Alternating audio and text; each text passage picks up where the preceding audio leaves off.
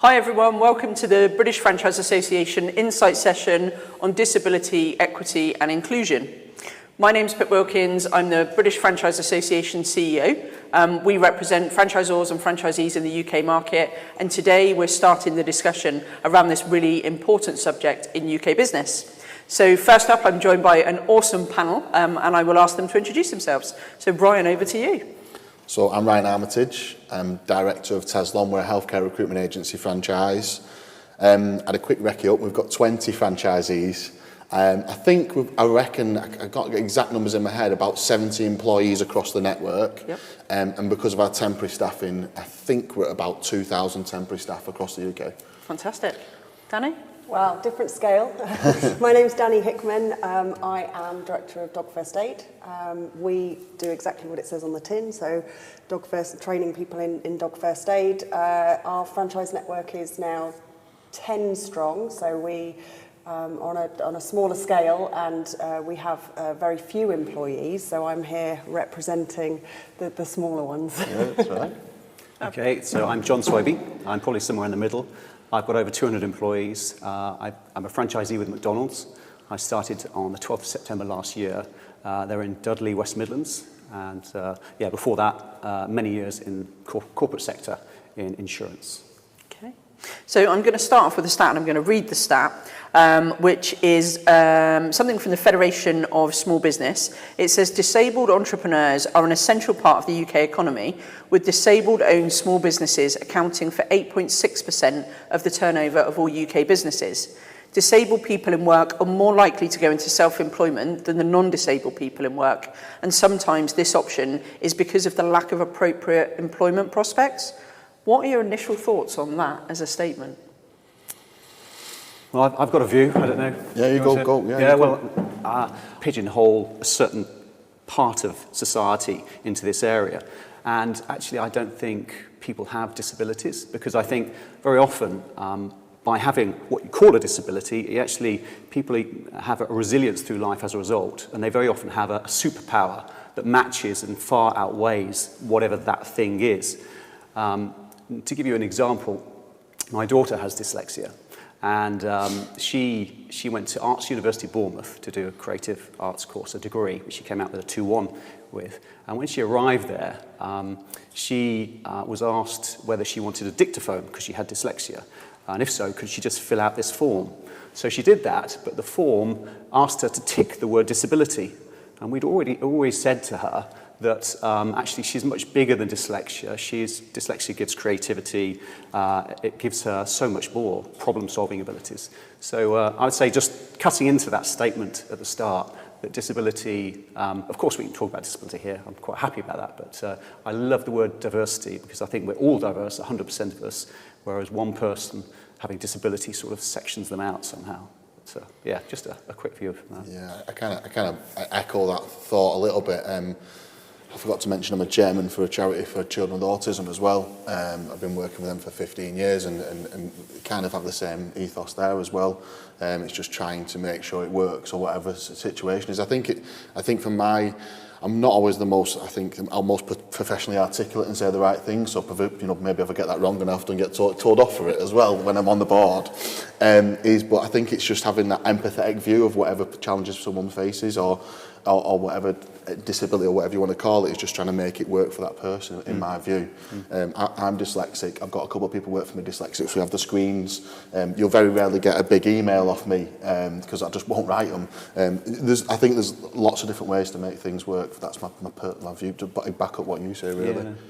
I think it's just a catch-all phrase for anything that deviates from what the normal workplace is set up for, and by normal I mean neurotypical, able-bodied, everything that what we're talking about today is about how do we accommodate people who have different needs from the standard, if there is such a thing as a standard, but from what workplaces and other environments are set up for. The reason we're having this conversation is some workplaces and some places where we go, whether it's entertainment events, venues, that type of thing, don't have it set up, and therefore that's why the conversation is important, because there is that diversity, to use that language. But irrespective of the language, the conversation is about how we act with empathy, as you said, to those individual needs. Yeah. So let's talk a little bit about what accessibility means and what some of the things that we should have in place as businesses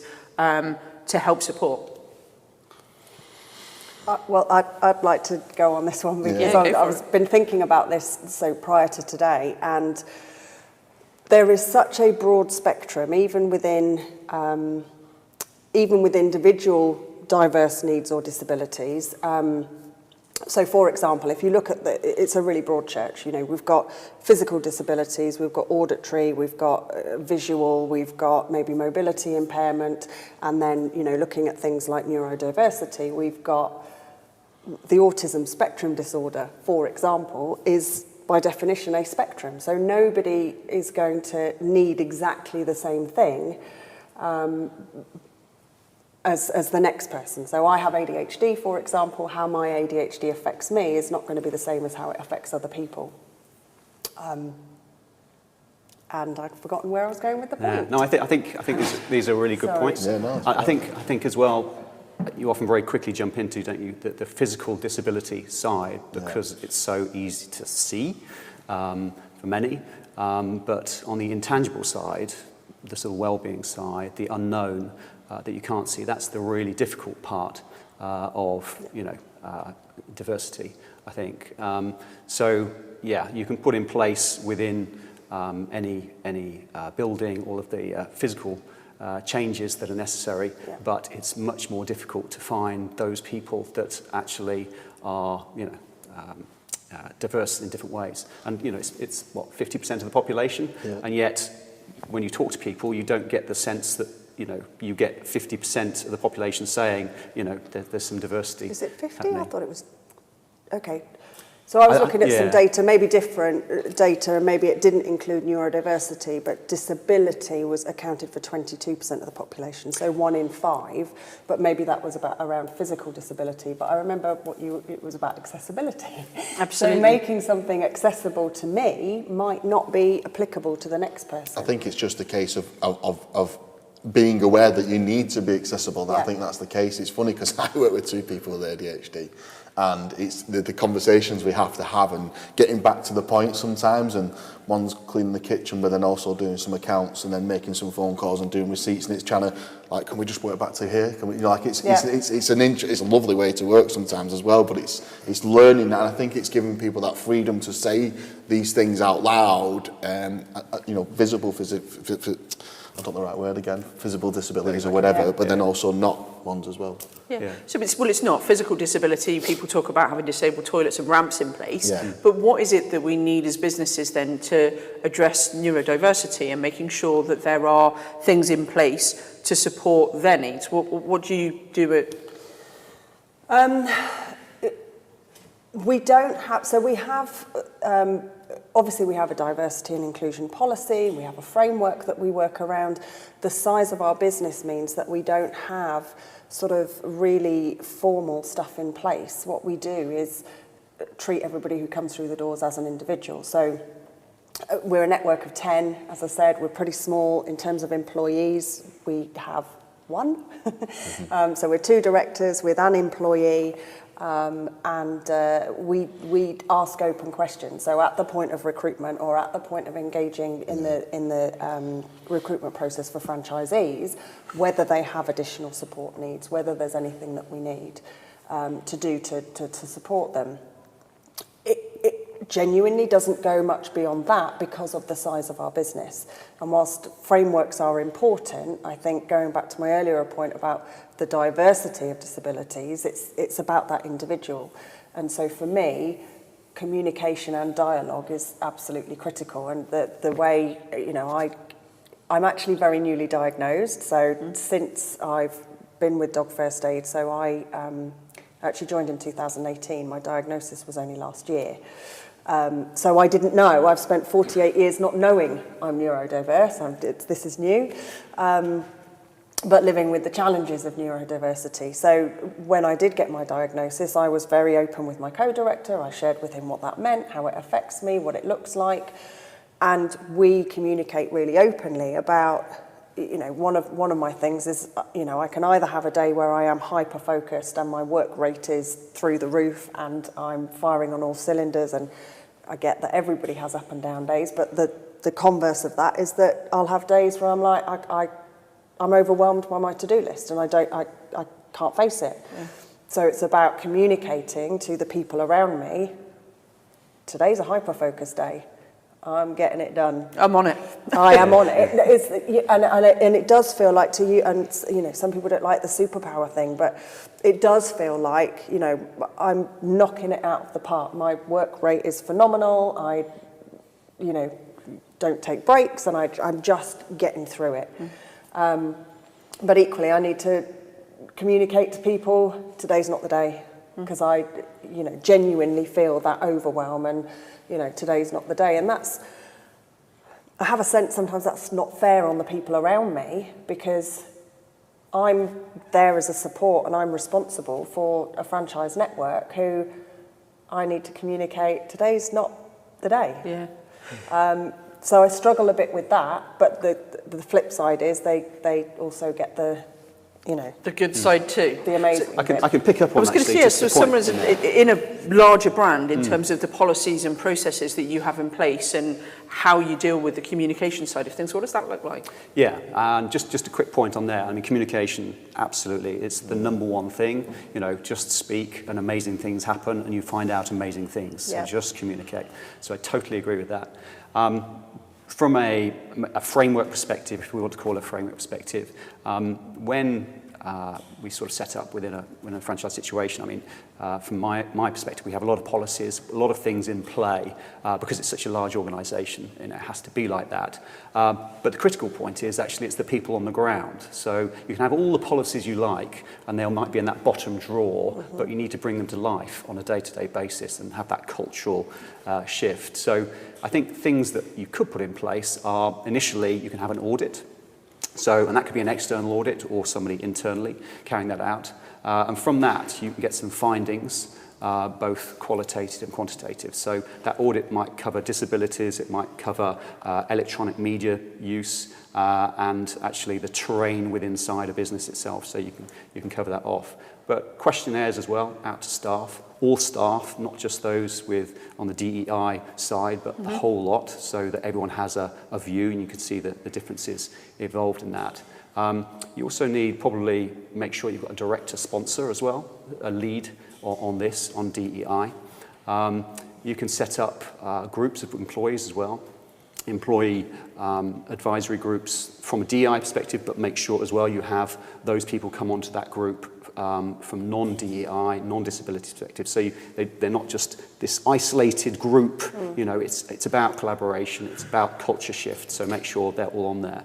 And so once you've got the audit, once you've done the questionnaires, you've got qualitative, quantitative data, and it's really important then to have an action plan put in place that then is followed up, perhaps by this employee advisory group on a monthly, quarterly basis, and make sure that feeds back as well. And you have sort of, I don't know, traffic light systems to make sure that things are ticked off and done.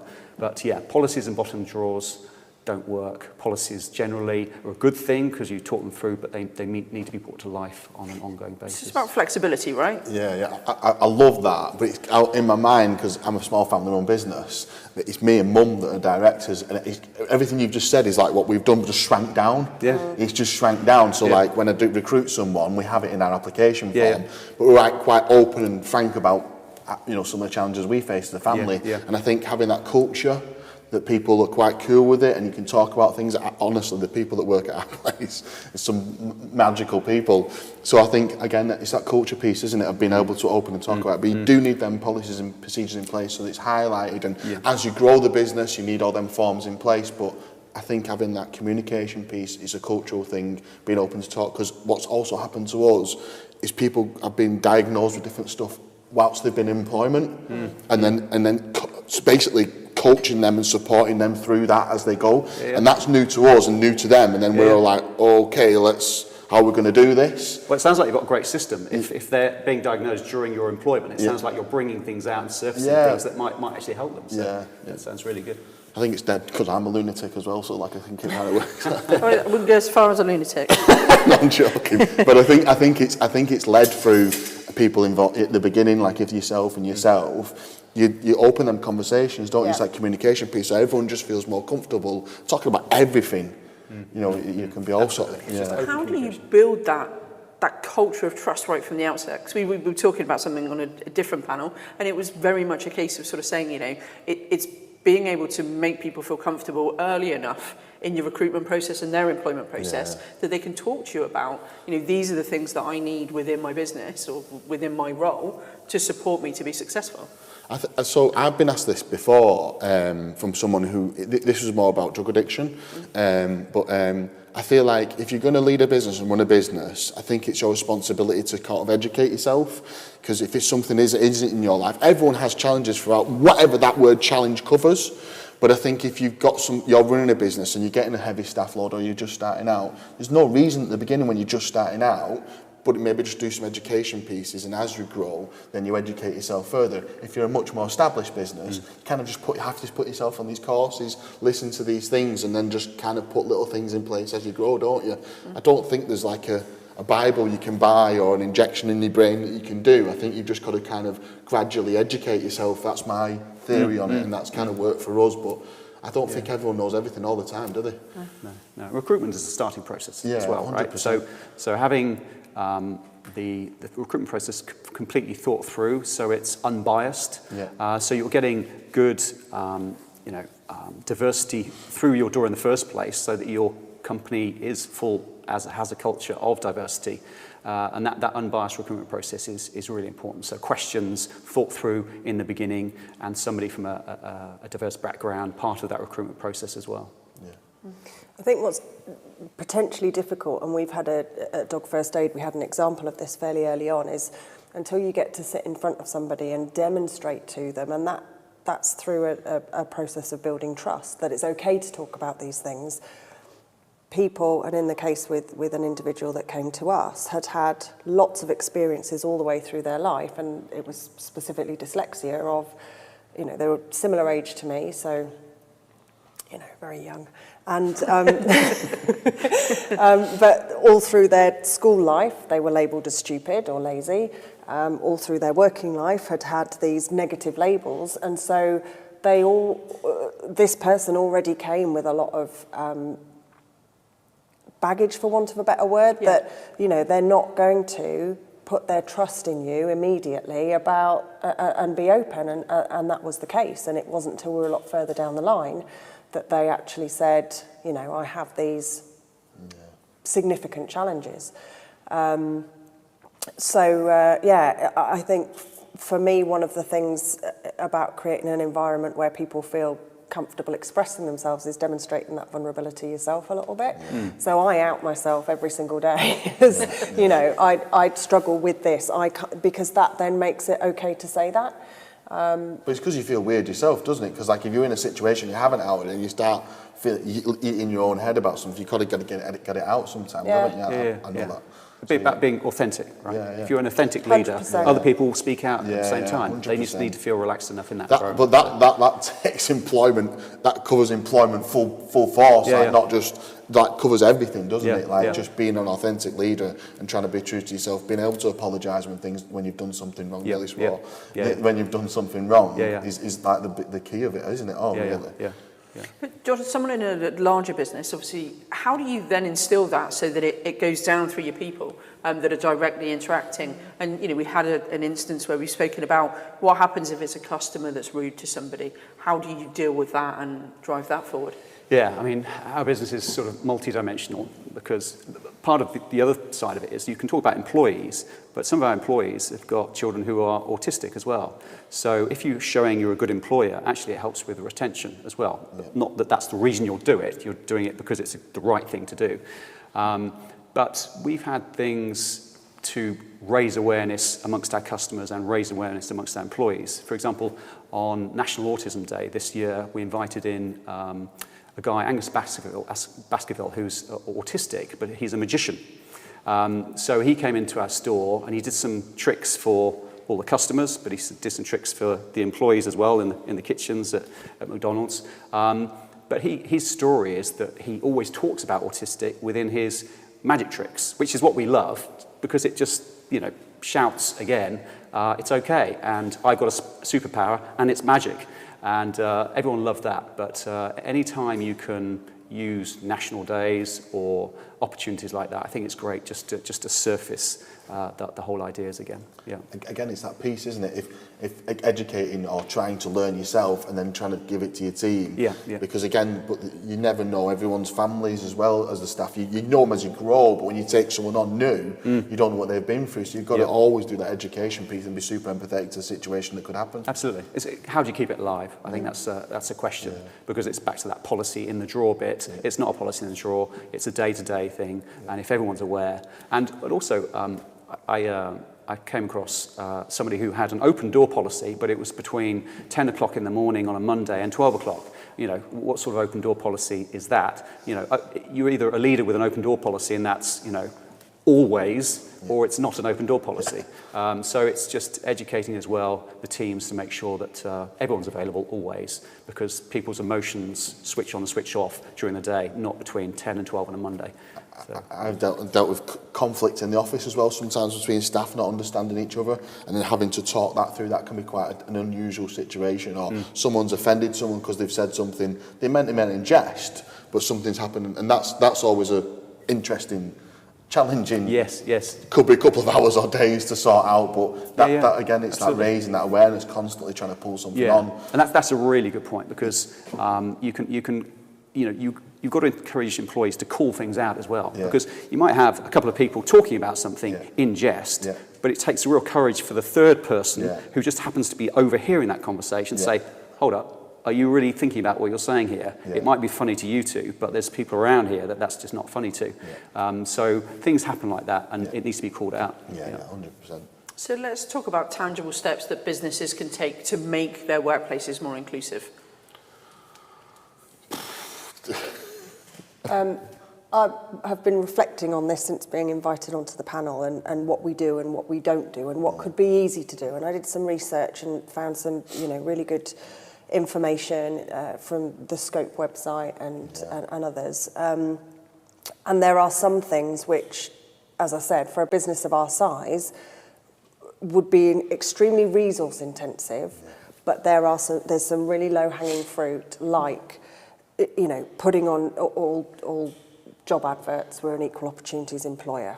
That's a just do it, isn't it? Absolutely. There's having representation within our social media channels. So I kind of reflected on, do we have anybody with any physical disabilities in any of our marketing or our advertising? No, we don't. So that would be a really quick thing to do. We don't proactively engage with organisations to proactively try and support people with physical disabilities into the workplace. So again, that could be a fairly easy thing to get off the ground fairly quickly. So I think the very topic of this today, this having come up today, has made me reflect on, okay, there's some things that we probably can't do at this stage in our journey from a resource perspective, but there's definitely some things that we can, and it would be fairly easy to implement. And part of that is engaging with the community of people who have different needs, and I haven't yet figured out how I'm going to do that, but maybe through Scope, and saying, what do you need to see? Because I don't have the answers. It'll be a growth thing again. As you grow, you'll come across more things. It's always the case, isn't it? As you come across more things you need to take on board. It's the thing is with McDonald's, they're huge already, so they'll have all these things in place, which is great, isn't it? At the same time, as I think from a smaller business perspective, you kind of learn and grow at the same time. I definitely know that's how I did. I definitely didn't just go and buy a load of things. I outsource resource to be able to, get them policies, and I pay for the service. But yeah, it's interesting. I think technology is becoming a real enabler as well. So you've got braille readers as well that can pin out immediately and show words. So if somebody has vision problems, But similarly, we have something called Workspace, which is sort of a Microsoft application across the UK. And on that, we have subtitles always, no matter, when somebody's talking, subtitles automatically appear. So things like that. So we've got a moth in the room. So things like that appear are great, really, really good examples. But I like your idea of the sort of community aspect. So organisations outside your own business in the local community and bringing them in and having discussions, because it really widens the conversation then. I think that's great. I'd like these employee advisory groups or I was going to say, how resources do you groups. get your employees that are suffering from the disabilities to be able to have a say in the direction and how they're supported? How do you do that? Yeah, well, I have two restaurants, 2 franchises. So, but within our region, there's over 200 in the central region. So I think having other restaurants talk to each other and having people, because you're not going to you might have one person with one specific type of disability in your restaurant, and they might feel isolated. But if you widen that out to lots of other restaurants, as the benefits of a larger group. But equally with smaller businesses, there's always associations. There's always other businesses within the local area that can be used as collaborations. So I think that, and you get into mentorship then as well. If you've got mentors that have been through this, and you've got a 16 or 18-year-old joining a business, yet you've got a 26-year-old who's been in that business and has got the same disability, conversations can happen on that basis. So things like that. You can also leverage the knowledge of people who don't have disabilities, because if 1 in 5 of the population has a disability, we all have somebody in our life with a disability. Yeah. So I've just been thinking as you were talking about my own, when you were talking about community. So my own family, for example, my nephew has ADHD, I have ADHD, my other nephew has one eye. So I know about that disability and how that affects them. I could speak on that. That's not my disability, but I have experience of it. So even the people in our organisations who don't have disabilities, they probably know or have in their family somebody with a disability and would be able to share knowledge and experience of that. Yeah, it's a nice piece. I'm just thinking that I could do it at our place, or you could do it in next conference and have people come in and talk about how they deal with it in their working life, so that then if they've not already had it in their business, in my franchises, they could then have at least some real life knowledge of it. Yeah, absolutely. It's about education, For me, the first step in this was we run an Empowering Women in Business event. Yeah. We had someone come along that does have ADHD, and she spoke about neurodiversity, the impacts of that on her life, her story. And for me, that brought it to life, it made it real. And I think we need to do more as an industry, as a sector, to educate on the impacts that can have and how we can support. Yeah. Yeah, I think the training, we haven't discussed training lots, Yeah, but absolutely. training is critical, right? So both electronic form, paper-based, however it's done, just verbal in groups, I think training is critical and a starting point. And the training should be tailored to an organisation as well, dependent on size and so on. But yeah, training is a critical part. Okay. So if you were to be able to give a piece of advice to somebody that is coming to you and saying, look, I'm really struggling in the workplace, what do they do? Who do they talk to in your particular organisations? Is there somebody that they can...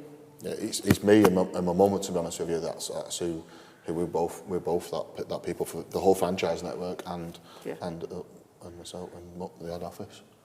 Same. Yeah. Yeah, it would be me. Yeah, well, again, it's an organisation that has a lot of training aspects to it already, and you can be sure that the leadership teams and the shift managers, crew, all have been trained in diversity, equity, inclusion. So they're all aware, but again, and they have to do that and keep it up to date. But of course, bringing that to life on a day-to-day basis is the critical thing. It's one thing having training, it's the other thing keeping it up to life. And I really like this idea. I keep going back to this, but the idea of employee resources groups, employee advisory groups, meeting monthly, talking about issues during the month, coming up with projects, interesting things, having an affinity group in a specific topic area that they can discuss, bring other people in on that, and just keeping that mechanism going. And that peer-to-peer support would be really good as well, isn't it? Like you said, like mentoring, if you've got somebody that can talk to somebody else about their experience, that's... Yeah, it's if somebody's a few steps ahead, in that same journey, it means the world. They can explain what they'll feel like, and yeah, help them on a path on things that they haven't thought about before. So I think that really works, yeah. And I think for us, we're starting the conversation here today. This is the area where we can get resource, we can talk to one another, and we can start to really share best practice on the way we take it forward. I think representation is really important, and one of the things I remember from, I don't know if it was probably later than school, but early on in my career was there was a campaign around dyslexia. But Richard Branson's got dyslexia, and this Einstein was likely dyslexic based on these traits, etc. And having that positive role model for people who do have either a physical disability or a neurodiverse diagnosis or even undiagnosed, having somebody that they can aspire, it is about representation, having somebody that they can go, okay, this doesn't have to be a barrier.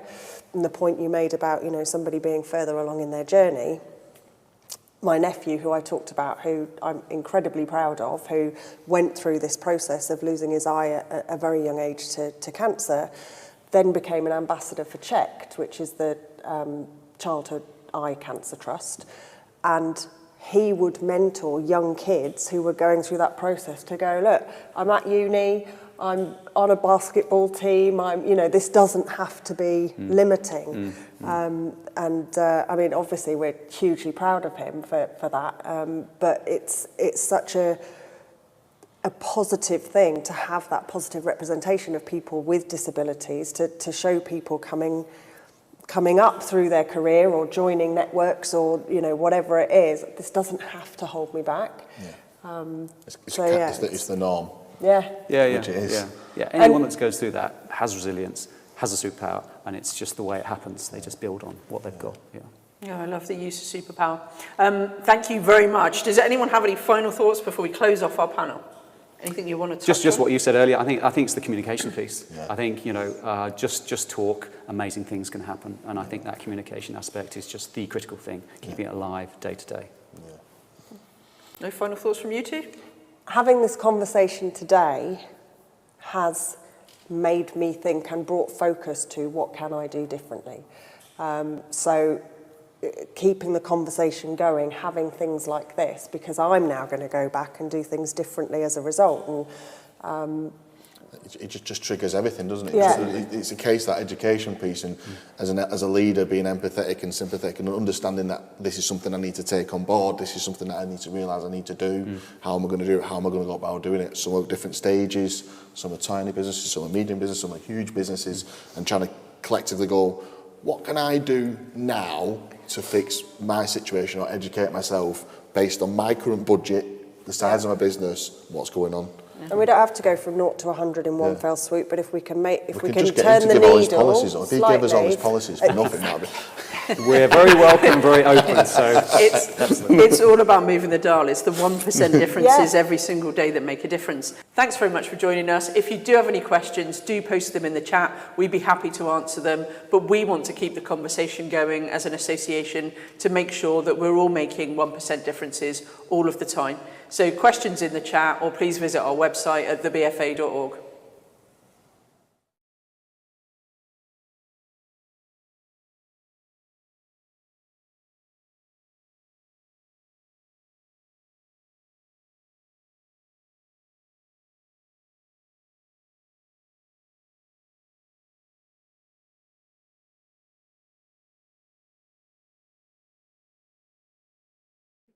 Hi, welcome to the live Q&A part of our broadcast today. We are super excited to be answering some of your questions live in the studio. We've got a couple that have already been submitted, but please do keep those coming in. So we're going to kick off with the first question, and John, this one's for you. Excuse me if I get any of my the pronunciation wrong when I'm reading the questions, but how can businesses move beyond merely complying with legal requirements regarding disability inclusion and focus on creating a culture of genuine acceptance and support? Okay, Pip. So good question.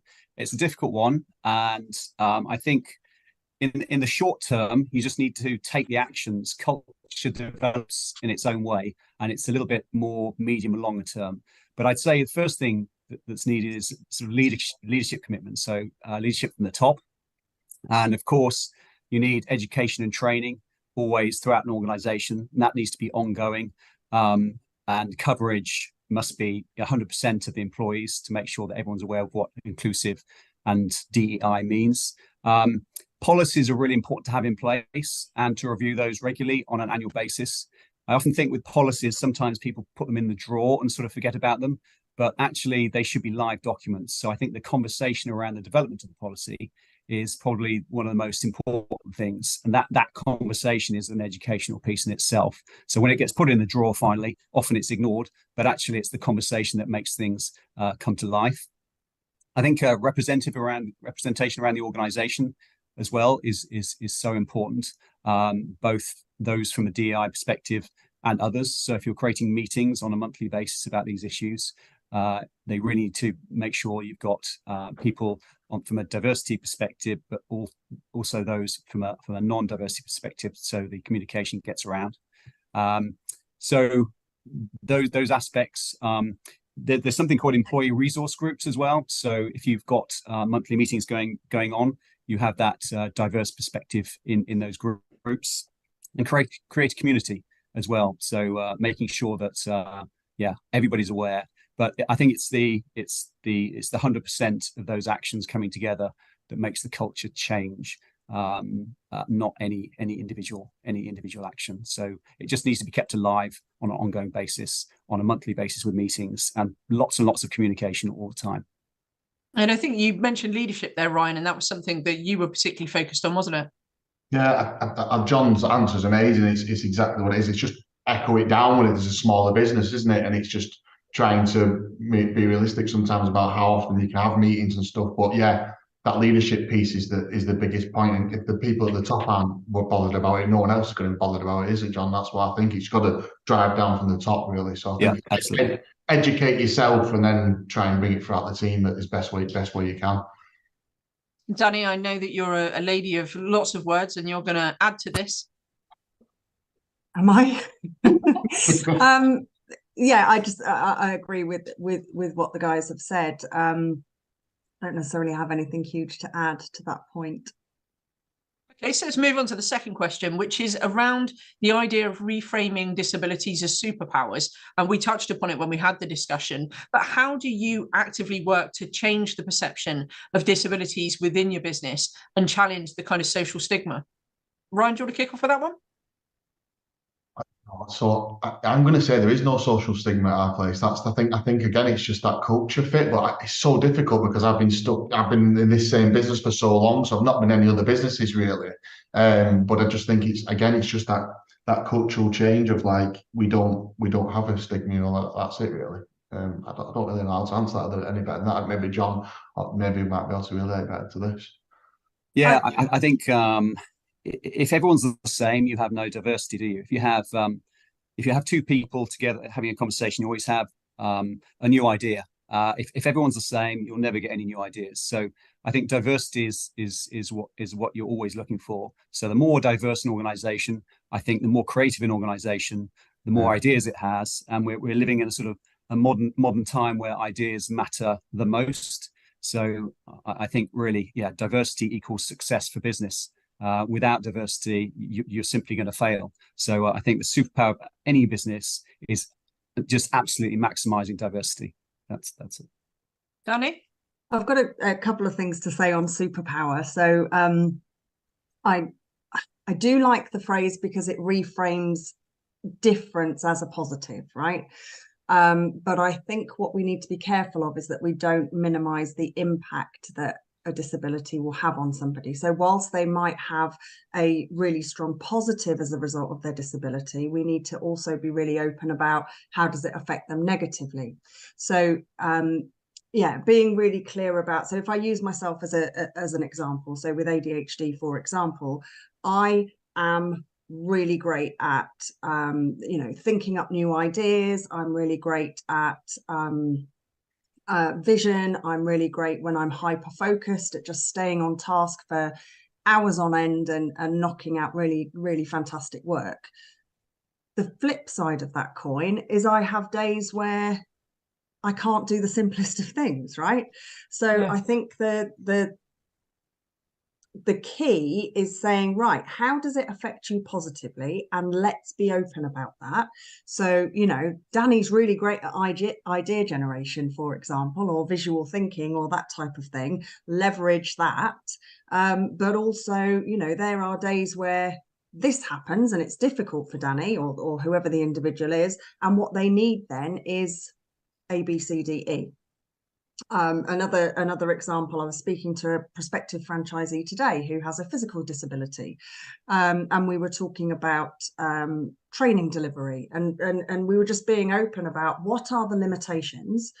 Can you be the person to deliver that training, and you know, under what circumstances could that happen? Because it's not only the training delivery, whereby, for example, you know, the only bit they potentially couldn't do is CPR, getting on the ground doing the CPR, but what could we do? We could do a video for that. We already have a video of a vet doing CPR, so we can use that. What support do they need in getting their training equipment and getting everything set up on the day? So it's about finding solutions to where they do have the difficulties or where they might be restricted. So yeah, I guess the point I'm making is, yes, every disability, I think, comes with a unique perspective on the world that gives that person the edge in certain things. And it's about being open across the network with how that person has this strength, but equally being open about what they need when they're met with challenges as a result of the disability. So that 100%. Openness and that transparency, I think, is critical. Yeah, I agree, Danny. And I think it comes down to individuals, and a great question's coming actually from Simon Wise. Hi, Simon, how you doing? Saying, like, how do you integrate some of these factors into the recruitment process? And Ryan, you know, looking at how you onboard and recruit franchisees, you know, how do you have these conversations? By literally just starting up them conversations a bit. I think, again, I go back to it's the people who's delivering it, isn't it? If you're in this mindset of having them conversations, we have had conversations with different people with different challenges in the past, to be honest with you. I think it's just about being open and frank and saying, you know, what's it you like, what's your personal history like, and just talking through people with it. You know, it's again, it's just, I think from my perspective, I can only talk from my past history, is just open conversations and not being afraid of having them conversations and getting it going, getting the ball rolling with it, really. Danny, from your perspective on the recruitment front? It's part of the initial conversation we have with people. So we've got a process that we take people through from the initial contact they make to getting the prospectus to, you know, the funnel goes down and down and down until they become a franchisee. And very early on, we talk about any additional support requirements that they need, because, of course, not all disabilities are visible. So it might be that there is something that, you know, wouldn't be apparent from those the initial conversations or even video calls with somebody. So yeah, we ask the question very early on, and we tailor what that person needs. I mean, it has to be led by them, right? They know their disability better than anybody, and therefore it's very open questioning about, you know, how does it impact you? What can we as a business do to support you? Just open questioning and finding out, you know, is that something that we can support and find solutions to. And as I said, I'm an ideas person, so I will always find a creative solution. I think it's treating everyone as an individual. John, we've got another question come in. What initiatives has your business development, what initiatives has your business implemented to address the diverse needs within the disabled community? Yeah, I think, again, going back to what Ryan and sort of I just said earlier, it comes back to the manager in each business. So I have 2 restaurants, and the two managers are very much people orientated people, so they know their teams inside out. So if somebody, for example, is dyslexic within our team, we make sure that the way they learn is different to others. They may need a little bit more time on something. So it's really just about understanding the individuals. Because I've got a reasonably small organization, although it's McDonald's, you know, I have a reasonable organization in terms of size, with a couple hundred people. So we can, because we've got multi-layers down, every individual is catered for. So there's no prescriptive wide policies that go into my organization. It's really just communication all the time and making sure, yes, of course, the policies are up, the posters are up, and everyone's aware that there's always somebody to talk to. But specific initiatives are really tailored to the individual. They're not vast initiatives within the organization I have. But in terms of the business itself, you have policies and processes internally already? Yeah, no, absolutely. So yeah, we have policies of course, for DEI. We have an intranet inside McDonald's that has everything you can possibly imagine for everything associated with DEI.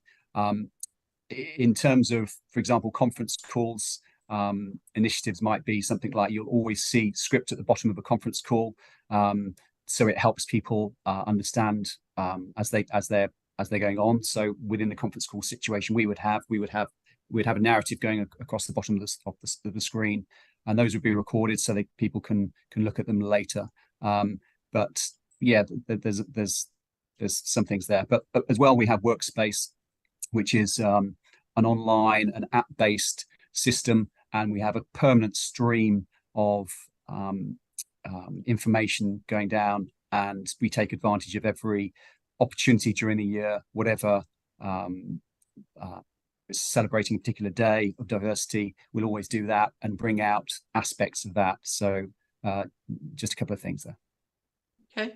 So Tim Morris mentioned that employers could work with Disability Confident to audit the business and become Disability Confident accredited from a workplace perspective. But he's asking, do any of you have any other recommendations for how businesses can collaborate with external communities and organisations to enhance disability inclusion efforts? Danny? So Scope actually work with businesses. So they have people who will, again, I don't know if they do a full audit of your business, but they will give generalized advice on how to make your business more accessible to people with disabilities, physical and otherwise. So they're a big organization who have been going for a very long amount of time, and yeah, they have people specifically to support small businesses in making their businesses, whether it's their policies, whether it's their accessibility, they will help. So you can find that on their website. Fab. Ryan? I was going to say, I've just wrote down that scope because I think that's a really good idea. Yeah. I'm pretty sure we are Disabilities Confidential. I think we have got that. We buy in our policies, anything like that we come across, we buy. But again, it's just, I find it individually as the person we come. We're a small business, so you deal with the challenges as they come along and get the advice as you move through. But we have that's all I've got really, to be honest with you. And John, what about maybe partnering with local sort of charities or organisations? Do you do any of that? Yeah, so we have a local autism charity. We've been involved with that. We had an autism day with them. In fact, we had a magician come into our restaurant who was autistic, who was particularly brilliant at magic, and he was autistic. So wherever we can highlight diversity, we'll always do that. And I think that there's an association for the blind locally.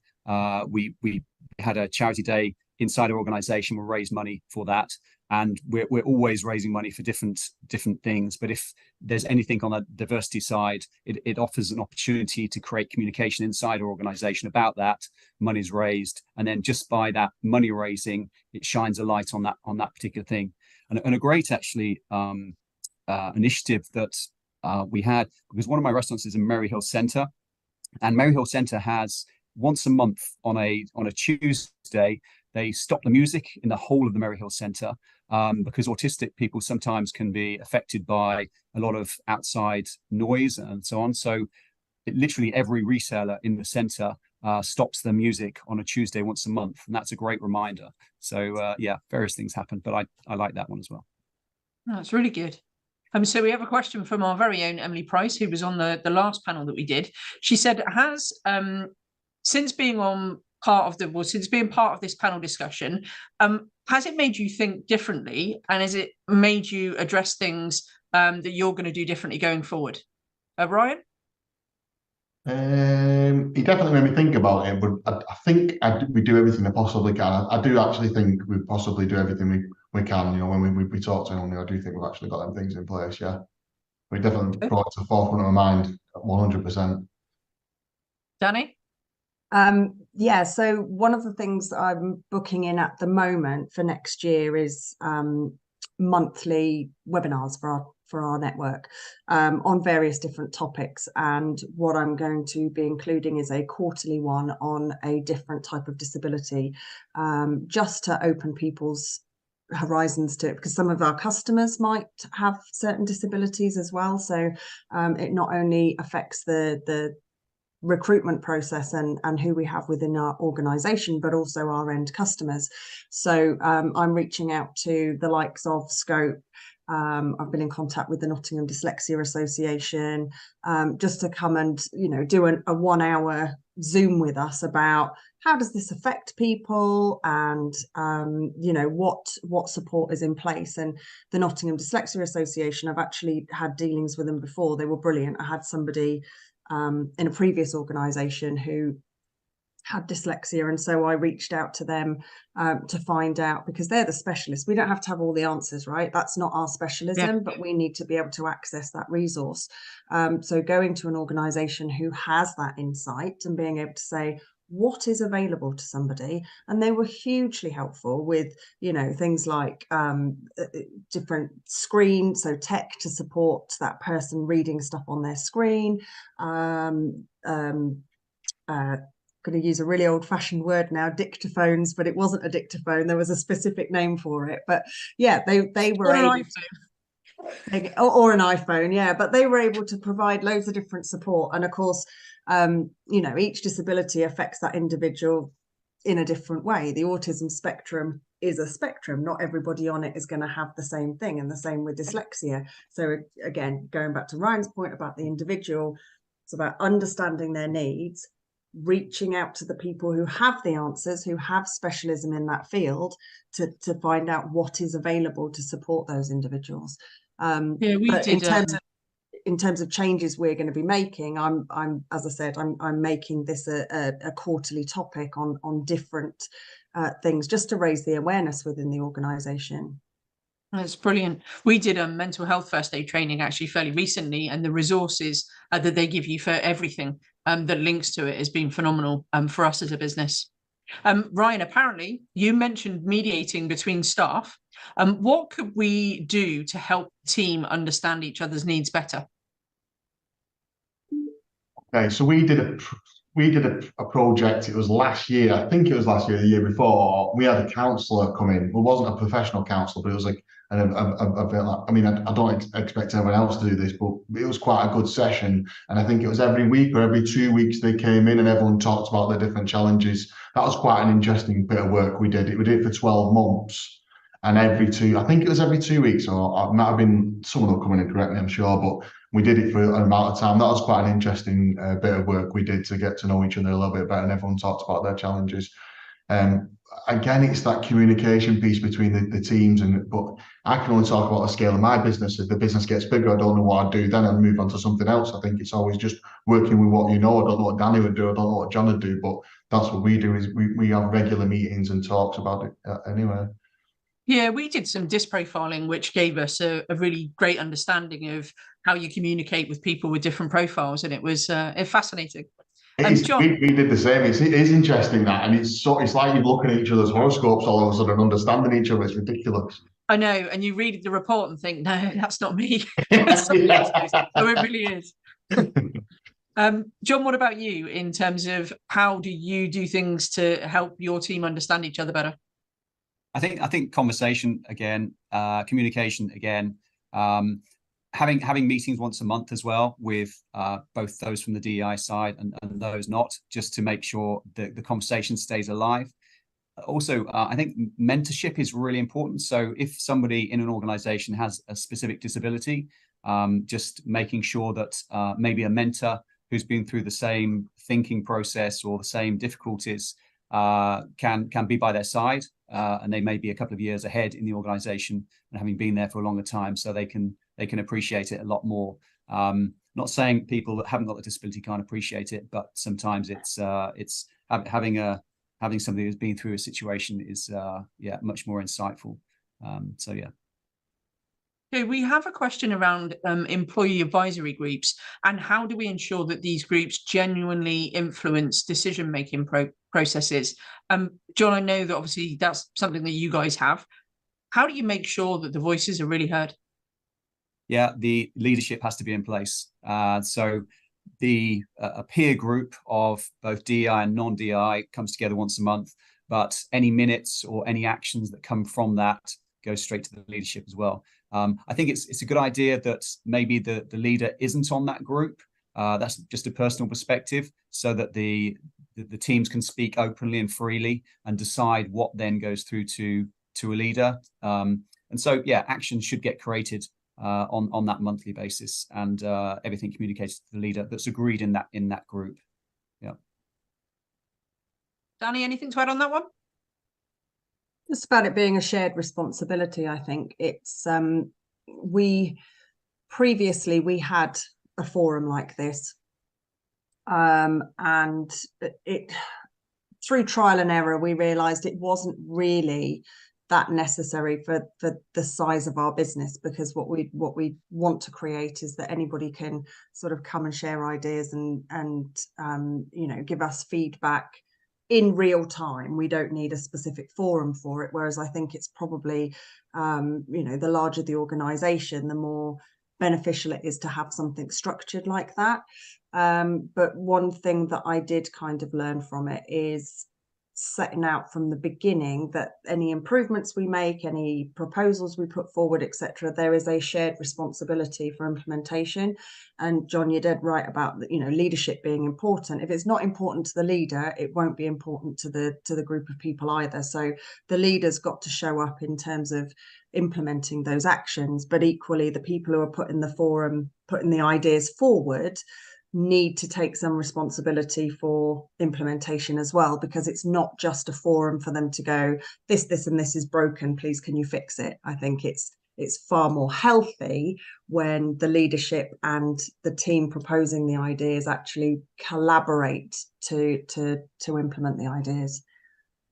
Okay, we have one final question. It's the last one, I'm afraid, but a bit of an insight from each of you. And Danny, I'm going to start with you. Looking ahead, what are your hopes and aspirations for the future of disability inclusion in workplaces? I think we're a progressive society, right? If you look back 10 years, we across all kinds of inclusion, right? Whether it's gender, whether it's race, whether it's disability, we have progressed in 10 years, we've progressed even more in 20 years, we've progressed even more in 30 years. So, we are a progressive society, and my hope is that progression continues and probably picks up the pace a little bit. I mean, some of the statistics that we're aware of is that, there isn't representation at senior levels with a lot of different either disabilities or people in minorities of different types. So my hope is that as a society we recognize the